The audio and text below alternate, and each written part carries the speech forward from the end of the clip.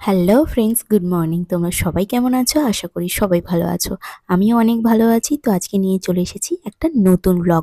সকাল সকাল উঠে পড়ি, আমি রোজই তোমাদের সঙ্গে শেয়ার করি। আর আজকে সকালের আকাশটা ঠিক এরকম ছিল, মানে একদম মেঘলা। সকালবেলায় মেঘলা হচ্ছে, ঠিক আছে, বৃষ্টিটা হয়নি, এটাই যা। আর আমি সকাল সকাল উঠে একটুখানি এক্সারসাইজ করে নিয়েছিলাম। তো এক্সারসাইজ করলে ভীষণ ঘাম হয়, তোমরা তো জানো, ভীষণ সোয়েটি ব্যাপারটা চলে আসে। তো আমি একটুখানি দাঁড়িয়েছিলাম।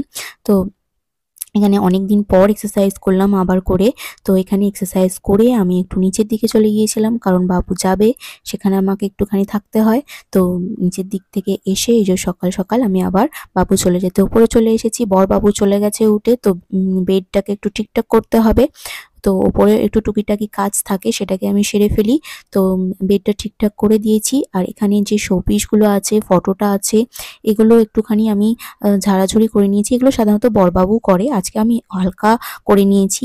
তো এখানে ছিল অ্যাপেল, চান করে নিচে এসে অ্যাপেলটা খেয়ে নিয়েছিলাম। এই হচ্ছে আঁশফল, কালকে বড় মাইমা এসেছিল, আঁশফল দিয়ে গেছে। তো আমি সারা দিন খাচ্ছি, এটাই ব্যাপার।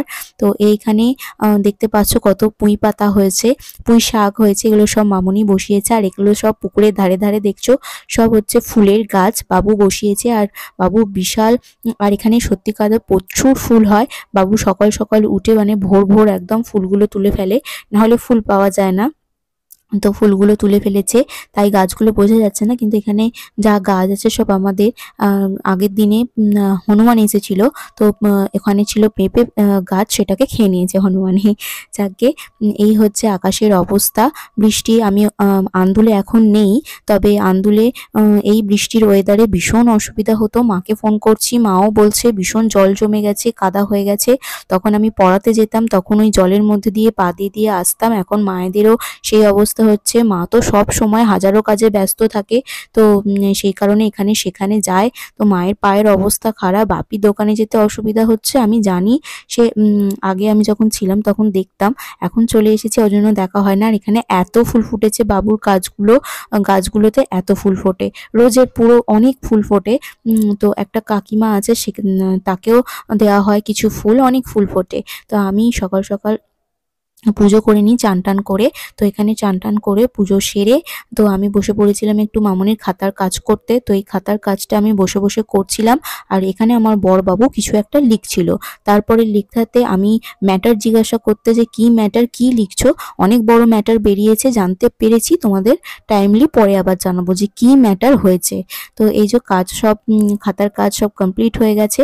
তারপরে যে বরবাবু লাঞ্চ করে বেরোবে, অফিসের জন্য লেট হচ্ছে, জন্য খাবার দিতে চলে এসেছি। ভাত হয়েছে, এখানে ডাল হয়েছে, পটল আলুর তরকারি হয়েছে, আর হয়েছে শাক ভাজা। ওই যে বললাম বৃহস্পতিবার, আজকে আছে বৃহস্পতিবার। তো বরবাবু চলে গেছে অফিসে, বেরিয়ে গেছে ও। তো অফিসে বেরিয়ে যাওয়ার পর মামুনিও চলে এসেছে বাড়িতে।